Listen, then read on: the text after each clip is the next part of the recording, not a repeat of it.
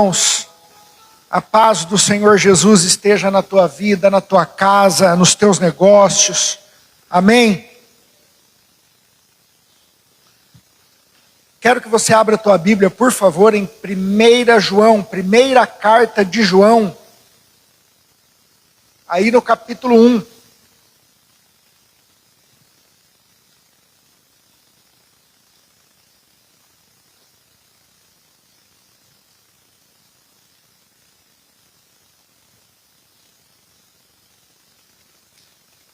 Eu quero que você imagine comigo uma situação. É só quem viveu essa situação que vai conseguir sentir na pele o que eu estou falando. Imagine você dirigindo um carro numa estrada distante da cidade. Distante. É noite. E a gente sabe que existe uma dificuldade maior de dirigir à noite. Mas imagine que além de ser noite, está chovendo forte. Está ventando. Não tem sinal ali de internet. Diante desse quadro, é claro que a nossa tensão aumenta. É ou não é? As mãos ficam suadas, você se ajeita no banco, aperta o volante, fixa o olho ali na frente, tenta enxergar mais do que dá. Você não sabe o que vai encontrar diante de cada curva. Carrega no coração uma sensação forte de preocupação, de ansiedade, de insegurança, de medo. Quem é que não sente medo? É uma situação muito ruim. Eu me lembro que uma vez, voltando de Rio Preto com a minha filha menor no banco de trás, eu saí de lá, já estava bem perto de escurecer, e eu errei uma entrada. Eu já sabia o caminho, não estava nem preocupado com o GPS, mas eu peguei uma entrada que eu não estava acostumado a pegar. Eu literalmente errei. E acabei num lugar ali que eu não conhecia, uma vicinal que eu não conhecia. Eu tive que passar por dentro de uma cidade que eu nunca passei, mas quando eu peguei aquela vicinal, pensa numa chuva forte, uma pancada. Mesmo a minha filha atrás, que não tem muita noção da vida, era uma criança, ela tinha na época uns 8 anos, ela se ajeitou no banco, veio para frente assim até onde dava, segurou dos lados e começou a me fazer algumas perguntas, como você sabe onde você está. Deu para perceber literalmente que ela ficou tensa. Agora imagine eu, com uma criança, aquela pancada de chuva num caminho que eu nunca peguei. É desconfortável demais. E eu trouxe essa analogia aqui porque é exatamente assim que muita gente vive a vida. O carro está lá, tem combustível, o destino está traçado, a estrada está lá, mas está carregado de ansiedade, está carregado de medo, está carregado de indecisão, não tem clareza, não tem aquela tranquilidade. Cada dia é uma angústia nova, cada dia é uma insegurança nova, cada dia é um medo novo. Assim como cada curva, cada acelerada gera uma preocupação, e se tem um carro na minha frente, e se um animal atravessar, e se a chuva aumentar, e se o carro parar, e se eu passar numa poça, percebe esse monte de questionamento todo dia? E se acontecer? E se o celular acabar? E aí você fica naquela agonia e continua. E tem que continuar. A vida não para. E o problema é exatamente esse. É a gente viver dia após dia carregado de medo, de insegurança e de incerteza do que vai acontecer. Por quê? Porque eu estou com a mão no volante, porque a responsabilidade é minha, porque sou eu que estou no controle. Então eu tenho que ir, tenho que avançar, mas avanço com medo, insegurança, incerteza. E por que isso conversa muito com o nosso povo, com o nosso tempo, com a realidade desse momento? Primeiro porque nós somos bombardeados todo dia por diversas falas carregadas de pessimismo com relação ao amanhã. Sexta-feira, 6 horas, nós estávamos aqui na oração com os homens e começamos a falar algumas coisas, entramos no assunto de imposto, taxa, tributo, e aí já veio algumas conversas a respeito do ano que vem, algumas mudanças tributárias, algumas coisas, e a gente foi dando corda para aquilo, e aí tem gente aqui que é empresário, e aí automaticamente o coração é tomado de uma insegurança, de uma incerteza, e você se pergunta, meu Deus, será que a minha empresa vai se manter? Será que os meus compromissos vão ser honrados? Será que eu vou continuar em pé? Será que as coisas vão continuar funcionando?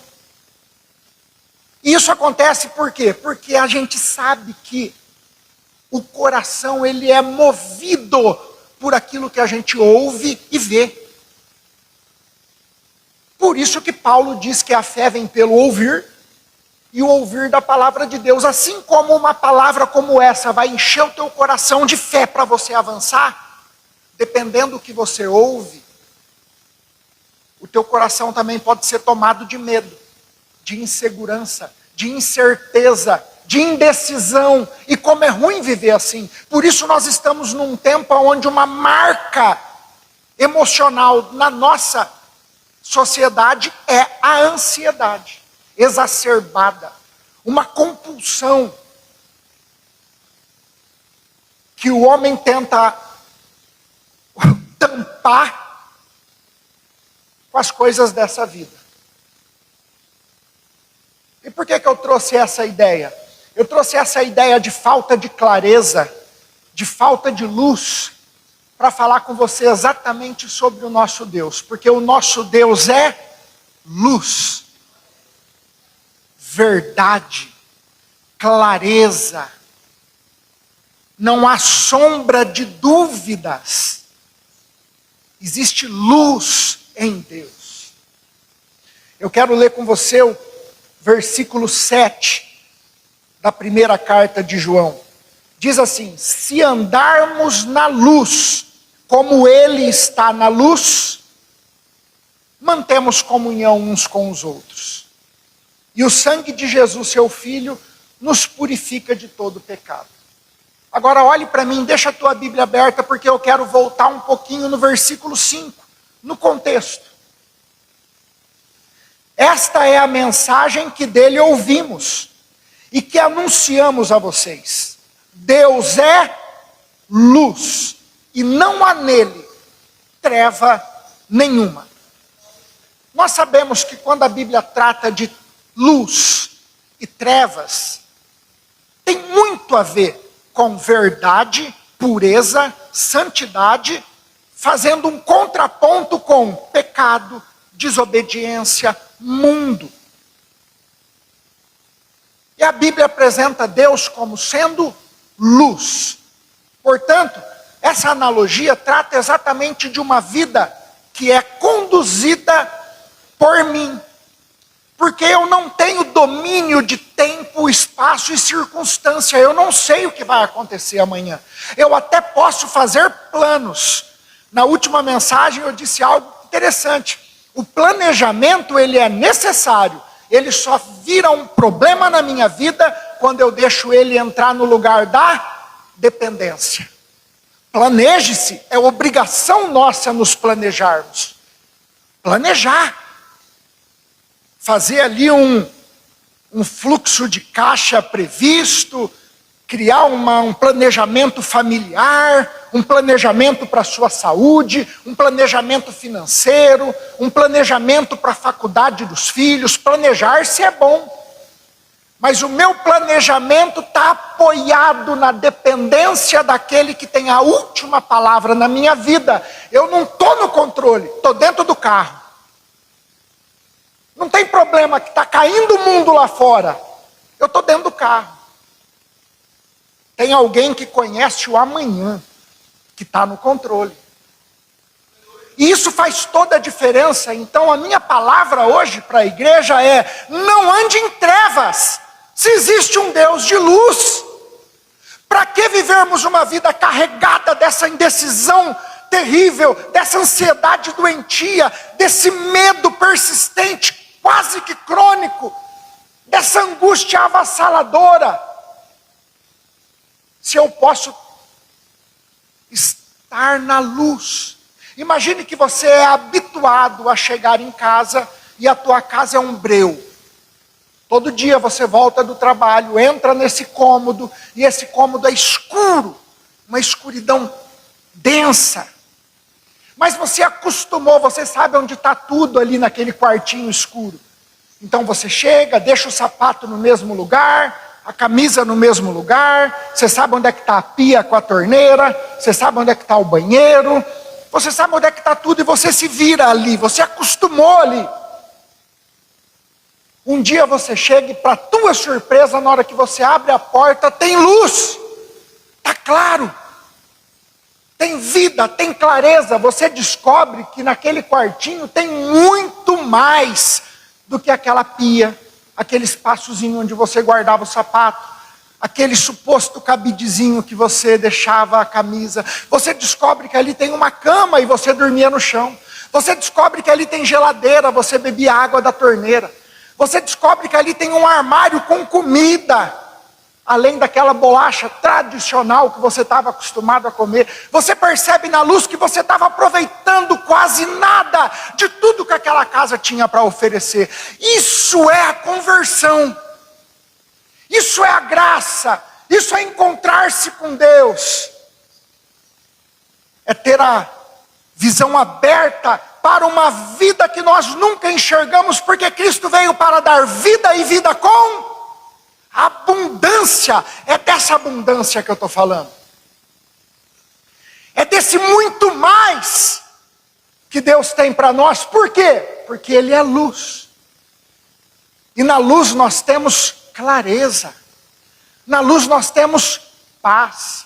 Na luz nós temos tranquilidade para decidir com cautela.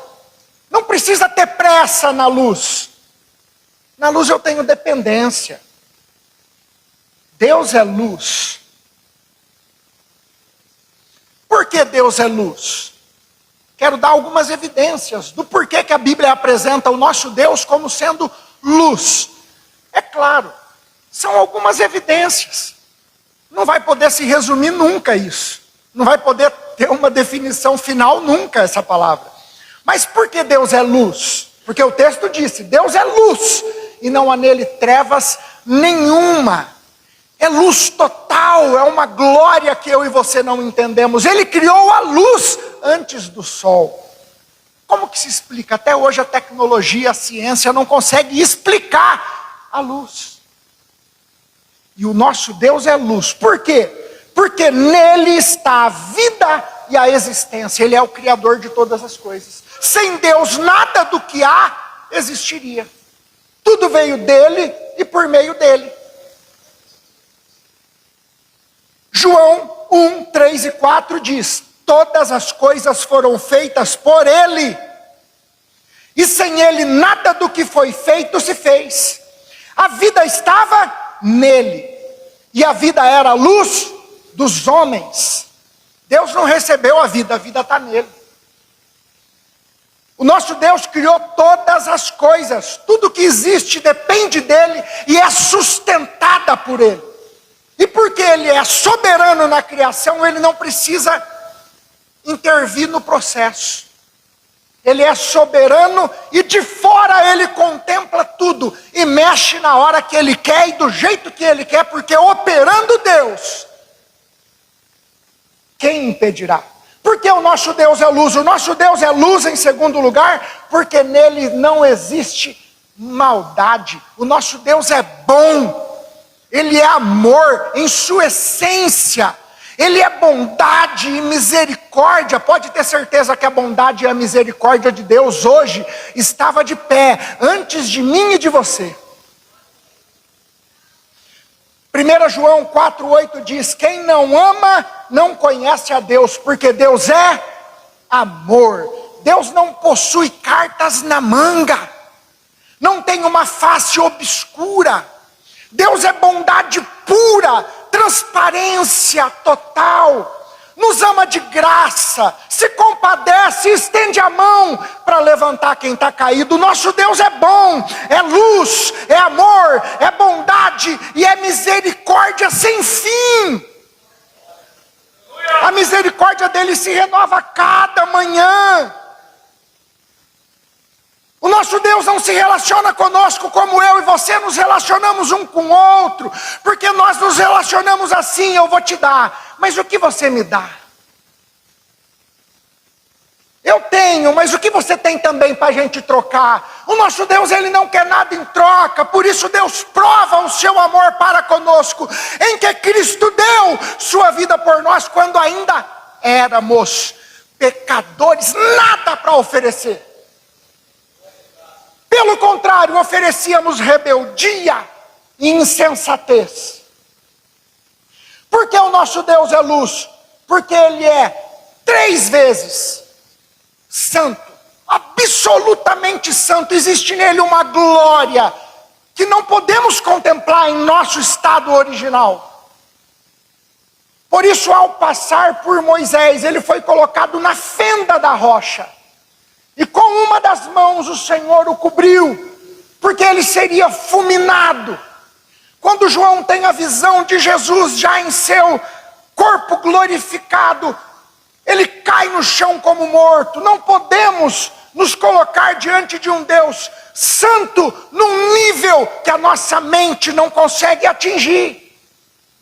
São coisas que os ouvidos não ouviram, que os olhos não viram, que não chegou ao coração do homem. Existe em Deus uma santidade ultra, que está muito além do que a gente entende.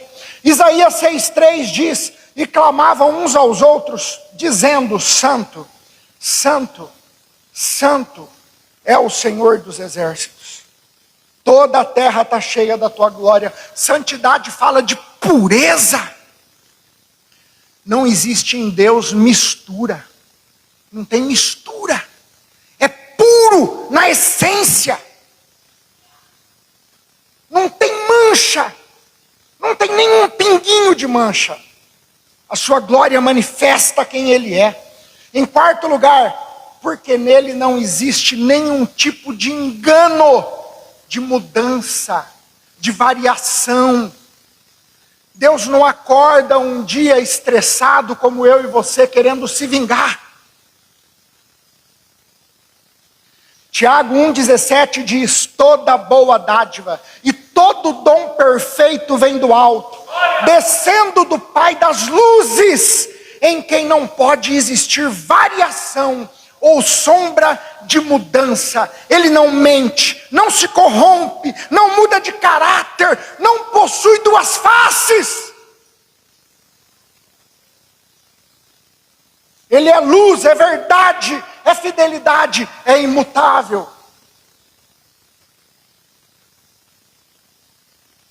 Louvado seja Deus. Em contrapartida, o texto que nós lemos deixa evidente, olha só o que diz o texto: a mensagem que dele ouvimos e que anunciamos a você é esta: Deus é luz e não há nele treva nenhuma. Se dissermos que mantemos comunhão com ele e andarmos nas trevas, mentimos e não praticamos a verdade. Deus é luz, mas o homem, em seu estado original, está em trevas. A Bíblia garante. Eu mostrei por que Deus é luz. Por que o homem está em trevas? Porque o homem, em seu estado original, está vivendo essa vida dentro de um carro à noite, com uma tempestade caindo do lado de fora, vivendo cheio de ansiedade, de medo, de insegurança, de indecisão, e carregando um medo de morrer todo dia. Por quê? Primeiro, o homem está em trevas porque está sem Deus. É óbvio. Se Deus é luz, uma vez que eu estou sem Deus, estou em trevas.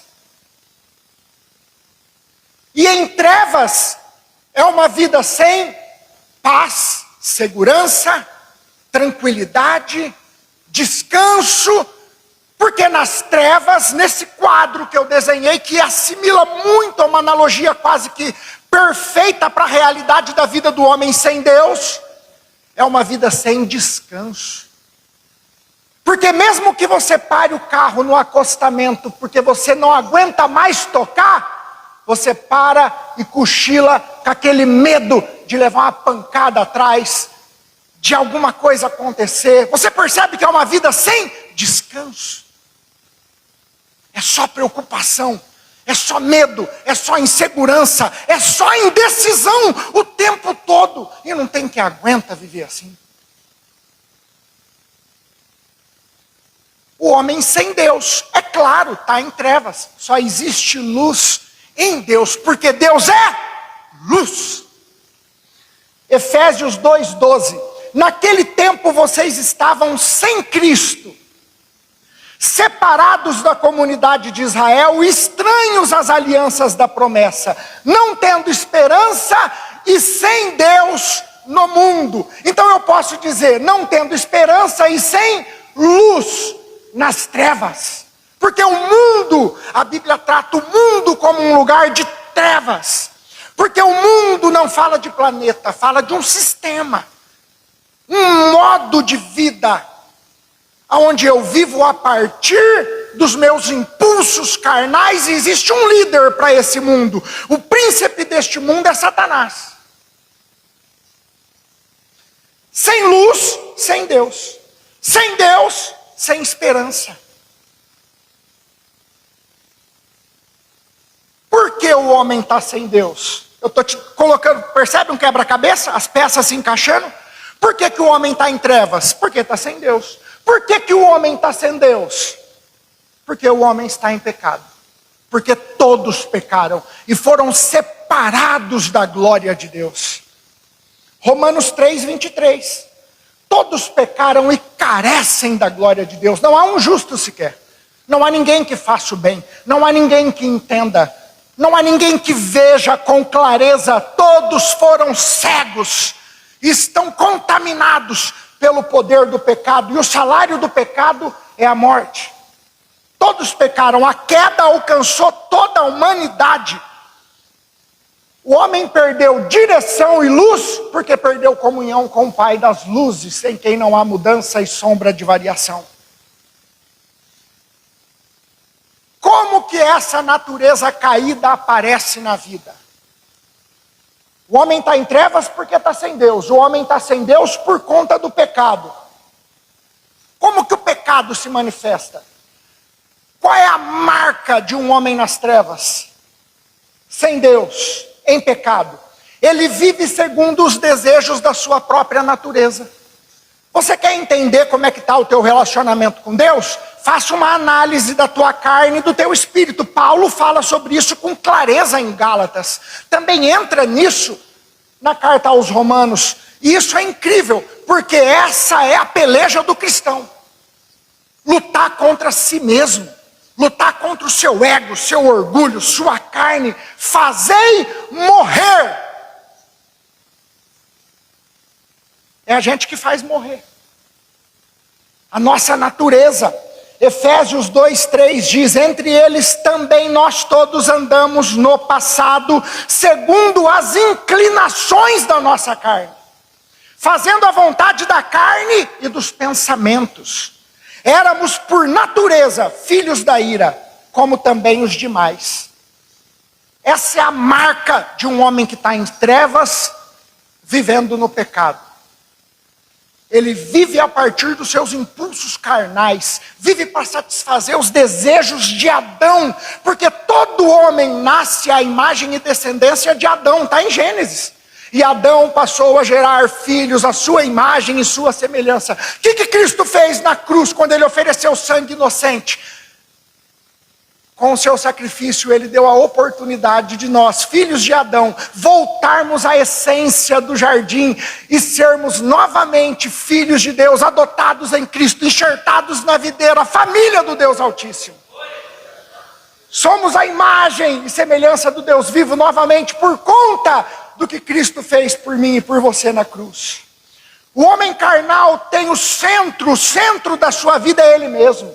Ele vive para satisfazer os seus prazeres e os desejos da sua natureza. Ele vive para ser feliz.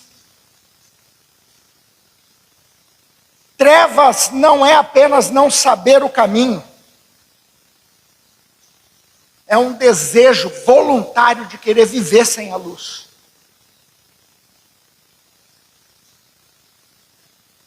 A última peça do quebra-cabeça, o homem em trevas porque está sem Deus. Está sem Deus por conta do pecado. O pecado se manifesta nessa vida onde eu vivo para satisfazer o meu eu. Eu sou o meu Deus.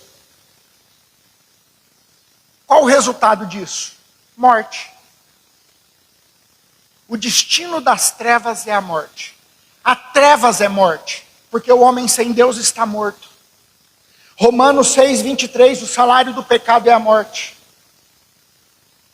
O pecado produz morte, a separação de Deus é morte. E não tem como carregar uma sentença de morte com paz. Não tem como carregar uma sentença de morte com alegria. O que existe é um engano. O que existe é uma cegueira. O que existe é uma dormência dos sentidos.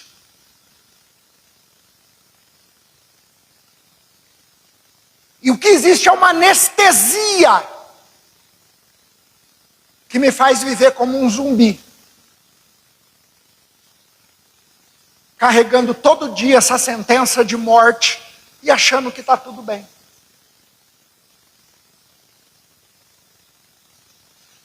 O homem nas trevas é um homem sem Deus, em pecado, governado por sua natureza caída e caminhando para a morte. Que o Senhor Deus tenha misericórdia. Agora olha só o que diz o versículo 7, que foi o texto que nós lemos. Paulo começa o versículo 7 assim: se andarmos na luz.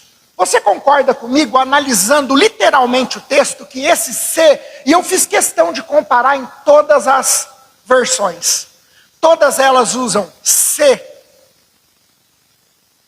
É impressionante, não trata de maneira objetiva, usa esse se. Isso deixa muito evidente, muito claro, que existe um grupo andando em trevas, que não são todos que andam na luz. Se andarmos na luz, então quer dizer, posso andar em treva. Ou melhor, estava andando em trevas. Por que eu estou trazendo esse ponto? Porque eu quero fazer algumas considerações sobre a vida na luz.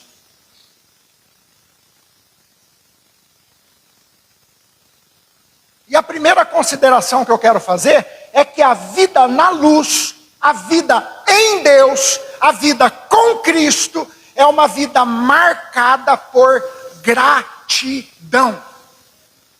Porque o texto me dá uma abertura para aplicar, para entender que a vida na luz não é regra para todos. Porque todos pecaram. Porque todos estão sentenciados à morte. Porque todos nasceram em pecado. Porque todos foram contaminados. E quem está aqui hoje na luz, não está aqui por mérito, não está aqui por inteligência, não está aqui porque viu o que ninguém viu, porque é mais esperto, não está aqui porque é bom. Sabe por que você está aqui hoje? Tendo acesso à luz, porque a palavra de Deus é luz, porque Jesus é a palavra e Jesus é a luz do mundo. Sabe por que você está aqui? Porque a graça irresistível te alcançou. Porque o Espírito Santo te atraiu, te convenceu, conduziu você ao arrependimento. Não. Eu e você não temos capacidade, inteligência, moral, condições de enxergar, de ver, de se arrepender, de voltar, de se converter. Não há nenhum mérito nisso, foi graça irresistível. Foi a maravilha maravilhosa graça, o seu amor incondicional, porque nesse exato momento, enquanto nós estamos recebendo esse feixe de luz da parte de Deus, há alguns homens agora, embriagados dentro de prostíbulos, mulheres vendendo o seu corpo, adolescentes na droga, tanta desgraça está acontecendo agora, no mundo, nas trevas, com gente vivendo com medo, com dor na alma. Quantas trevas há agora do lado de fora, e nós estamos aqui recebendo essa vitalidade, esse banho de luz da palavra. Nós não podemos viver indiferente a isso. Se eu e você entendermos que nós estamos na luz, sem merecer estar, porque alguém pagou a conta no meu e no seu lugar, irmãos, não é possível que viveremos reclamando, murmurando, porque eu não tenho isso, porque eu não tenho aquilo, porque se eu tivesse nascido naquela família, porque se eu tivesse esse carro, porque se eu tivesse mais dinheiro, porque se eu tivesse uma roupa melhor, porque se eu tivesse uma igreja melhor, porque se eu tivesse um trabalho melhor, e a gente vive questionando tudo, perguntando para Deus um monte de coisa, e a gente só tem que dobrar o joelho e agradecer, meu Pai, obrigado porque eu não estou mais nas trevas. Obrigado porque a vida me alcançou. Obrigado porque o Senhor me perdoou. Obrigado porque eu não estou mais indo para uma sentença de morte, como um boi vai para o matadouro. A graça. Há quem ande na luz, mas há também quem está andando em trevas. Você conhece alguém que está andando em trevas? Você conhece alguém que está cego, enganado? Você olha para a pessoa, vê que a vida dela está um caco e ela não consegue enxergar um palmo na frente.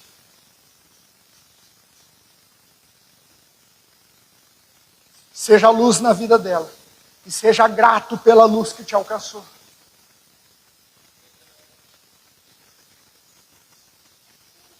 Colossenses 1,13 diz: Ele nos libertou do poder das trevas e nos transportou para o reino do seu Filho amado. Efésios 2:4-5 diz: Mas Deus, sendo rico em misericórdia, por causa do grande amor com que nos amou, e estando nós mortos em nossas transgressões, nos deu vida juntamente com Cristo. Pela graça, vocês são salvos. 1 Pedro 2,9 diz: Vocês, porém, são geração eleita, sacerdócio real, nação santa, povo de propriedade exclusiva de Deus, a fim de proclamar as virtudes daquele que os chamou das trevas para a sua maravilhosa luz. Quem foi que te chamou?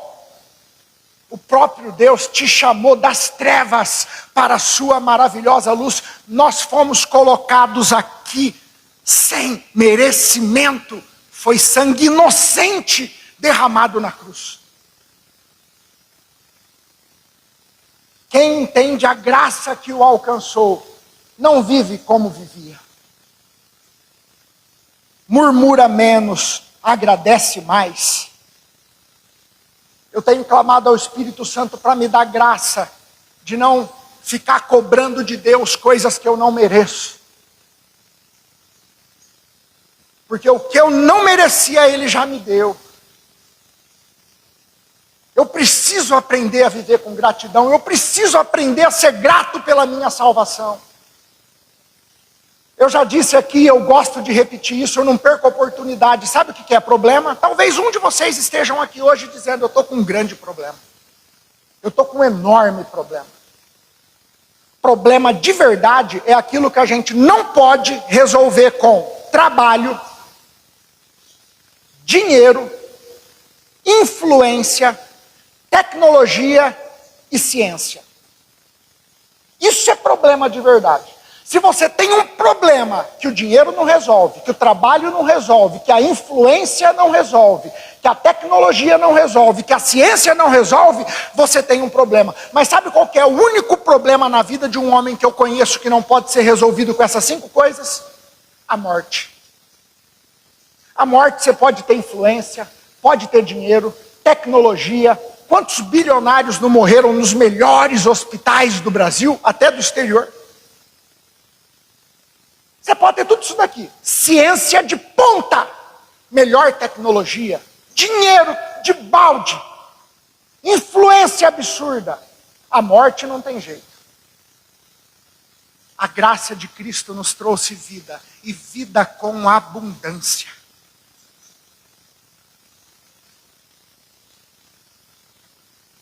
Algumas marcas de quem carrega essa gratidão no coração. Murmura menos, agradece mais. Segundo, transforma a gratidão em adoração. Adora a Deus. Busca esse coração adorador, porque Deus procura os verdadeiros adoradores. Quem sabe de onde veio, encontra motivos para adorar. E ora ao Espírito Santo para ajudá-lo a fazer com excelência. Tem esse desejo de ser um adorador. Terceiro, cultiva uma comunhão diária com aquele que o tirou das trevas. Não quer perder essa comunhão. E essa comunhão é cultivada pela palavra, pela oração, pelo jejum, consagração.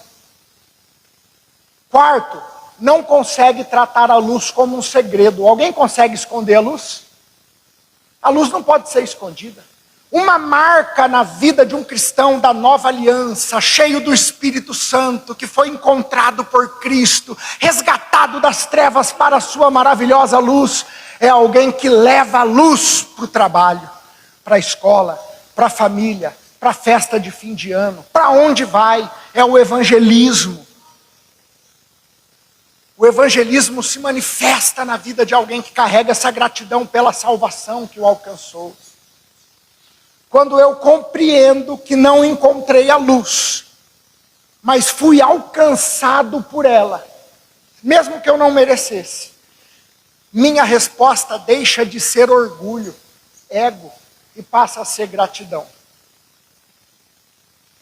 O texto que nós lemos ainda continua dizendo, se dissermos que versículo 7, se andarmos na luz como ele está na luz, mantemos comunhão uns com os outros.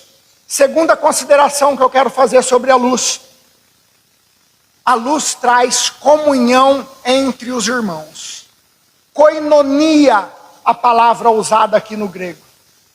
Comunhão, aliança, sentar à mesa. Agora observe, o Senhor Jesus sempre trouxe uma palavra de atenção e até crítica contra os religiosos que não queriam se envolver com o mundo.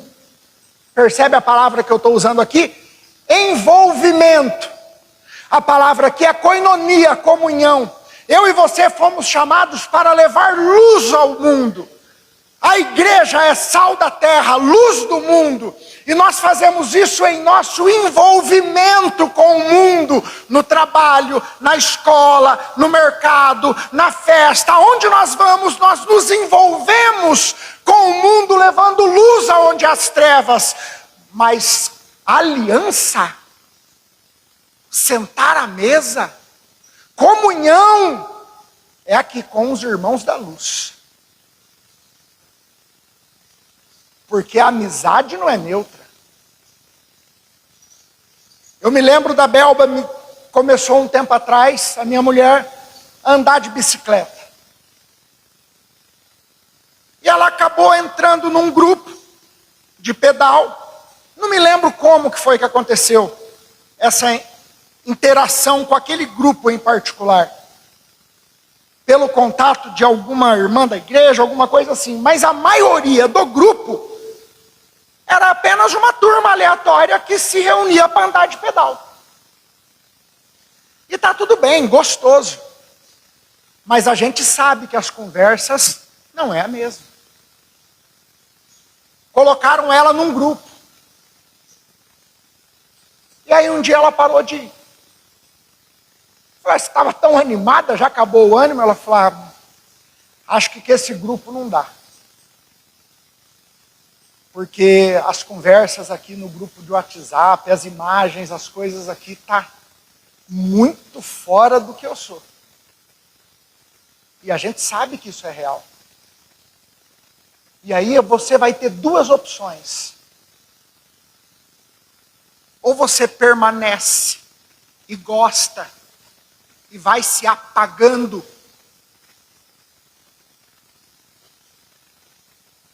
Ou você se coloca no seu lugar. Porque o lugar do cristão é separado, santo. Aqui eu estou falando de comunhão. Aquele grupo acabou que por si só, criando uma intimidade. Ia ter churrasco, vai ter lugares que você vai ter que sair. Vai ter aliança que você não vai poder fazer. Vai ter sociedade que não é para você. Vai ter um negócio que você não vai poder fechar. Vai ter uma venda que você não vai poder fazer. Te digo mais, vai ter um lugar que você não vai poder trabalhar. Cuidado.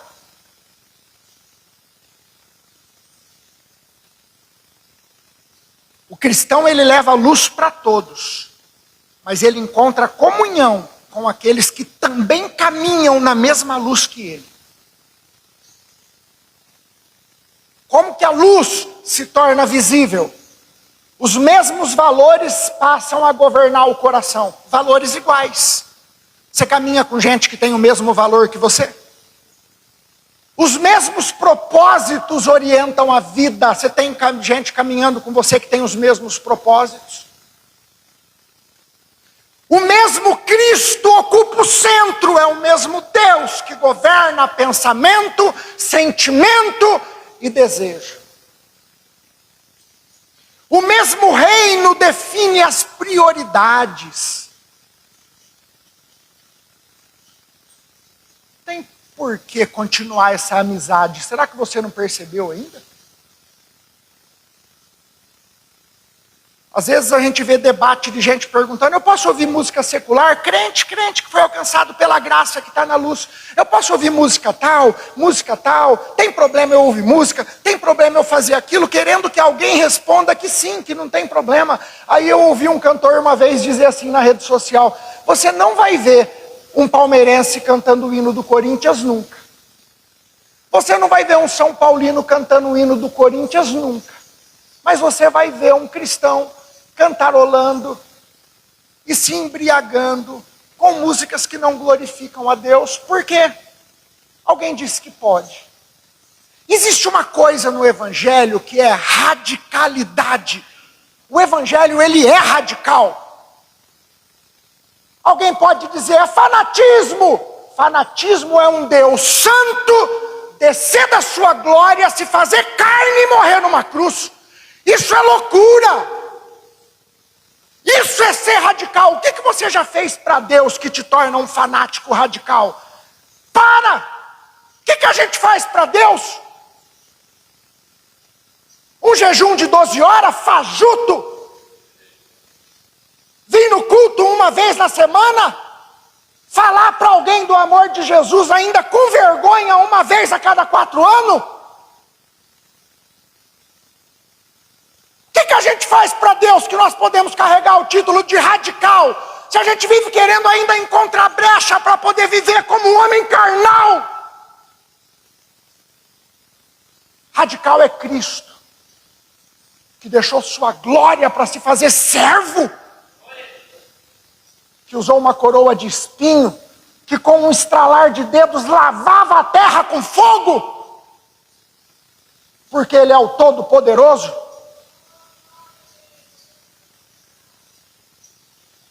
2 Coríntios 6,14 diz, não se ponham em julgo desigual com os incrédulos, pois que sociedade pode haver entre a justiça e a iniquidade, a luz e as trevas. E por último, o texto diz assim, E o sangue de Jesus, ou seja, o sacrifício de Jesus. Sabe por que a Bíblia fala de sangue? O que fizeram na Páscoa? Não passaram o sangue do cordeiro nos umbrais da porta? Porque o pecado exige sangue. O pecado exige sacrifício. Quando a morte passou e viu o sangue, aqui já teve sacrifício. Por isso ela não podia entrar. Quando o anjo da morte passa e vê o sangue, aqui já morreu, aqui já teve sacrifício. Então ela não pôde entrar. Por isso que o sangue de Jesus nos lava, nos purifica. E o texto final diz que o sangue de Jesus, seu Filho, nos purifica de todo o pecado. E sabe por que esse fechamento é fundamental? Porque a vida na luz não é uma vida perfeita. A vida na luz não é uma vida agora imaculada. Nós podemos errar. Não só podemos, como erramos. Pecamos.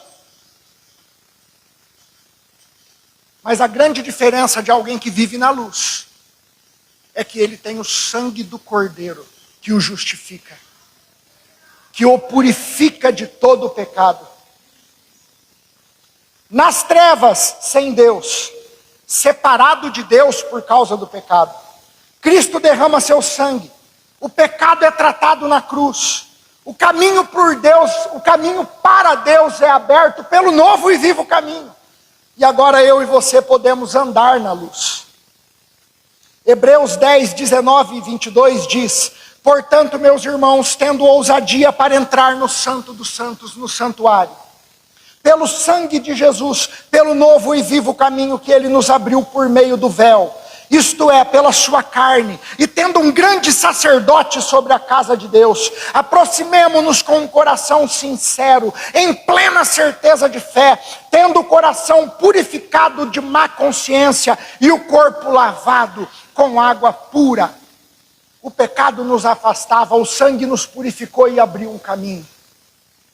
1 Coríntios 6,11 diz: alguns de vocês eram assim, mas vocês foram lavados, foram santificados, foram justificados no nome do Senhor Jesus e no Espírito do nosso Deus. Lavados, santificados, justificados pelo Senhor Jesus no Espírito de Deus. Não somos mais definidos pelo que éramos nas trevas.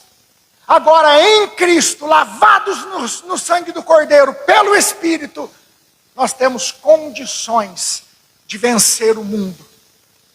Romanos 6, 12 e 14. Portanto, não permitam que o pecado reine no corpo mortal de vocês, fazendo com que obedeçam às suas paixões. Também não ofereçamos membros do nosso corpo ao pecado, como instrumentos da injustiça, mas ofereçam-se a Deus como pessoas que voltaram da morte para a vida, e ofereçam os membros do corpo a Deus como instrumentos de justiça, porque o pecado não terá domínio sobre vocês, pois vocês não estão debaixo da lei, e sim da graça. O cristão ainda luta contra o pecado, mas o pecado não é mais o seu senhor. O pecado não te governa mais. Você está na luz e o sangue de Cristo te purifica e te justifica. Da morte para a vida, da escravidão para a graça. Agora existe uma condição real e verdadeira para nós andarmos puros, em santidade, na verdade, em Cristo e separados. Não era possível, mas agora é. Agora a gente consegue ver, porque estamos na luz. A vida na luz é uma vida marcada por acesso a Deus, verdade na alma, pureza, santidade, vida no Espírito, comunhão, liberdade do domínio do pecado, porque agora, cheio do Espírito Santo, eu tenho domínio próprio para avançar. O sangue de Jesus não apenas perdoa o homem que estava nas trevas, ele abre caminho para que esse homem volte a Deus e viva na luz, cheio do Espírito Santo. Olha o fechamento do ciclo.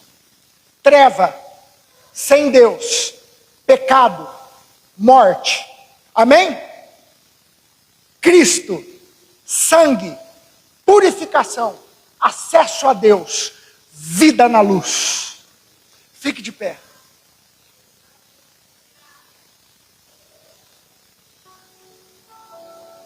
A minha palavra para você, em nome de Jesus, venha para a luz. Não sofra nas trevas. Saia do carro, tire as mãos do volante, se arrependa dos seus pecados, entregue tua vida a Cristo. Confesse com a tua boca que o Senhor Jesus é o Senhor, o único Senhor e Salvador da sua vida. Se você ainda não é batizado, converse com o pastor, se batize, marque o seu batismo para ontem, porque se creres e for batizado, será salvo.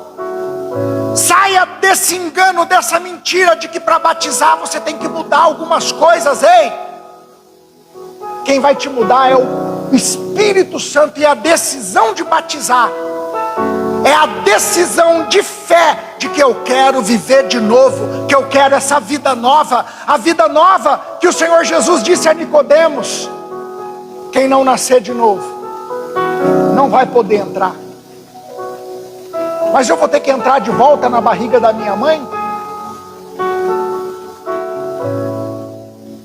Pare de sofrer nas trevas. Venha para a luz, e Jesus é a luz do mundo. Existe luz verdadeira no nosso Deus, porque só Ele é Deus. Só existe um único Deus, um único caminho. Jesus Cristo é o caminho, a verdade e a vida. Ninguém vai ao Pai a não ser por Ele. Existe luz aqui, existe pão aqui, existe paz aqui, existe vida abundante em Cristo Jesus. Existe salvação para a tua alma. Existe libertação do pecado. Só Jesus pode quebrar essas correntes do medo, do vício, do mundo, das trevas. Saia desse lugar de trevas. E a minha palavra para você que está na luz é: não deixe ela apagar. Cultive essa luz com uma vida cristã ativa, faminta. Tenha fome de Deus, mergulhe na palavra, se encha do Espírito Santo. Não vos embriagueis com vinho em que há contenda, mas enchei-vos do Espírito Santo de Deus.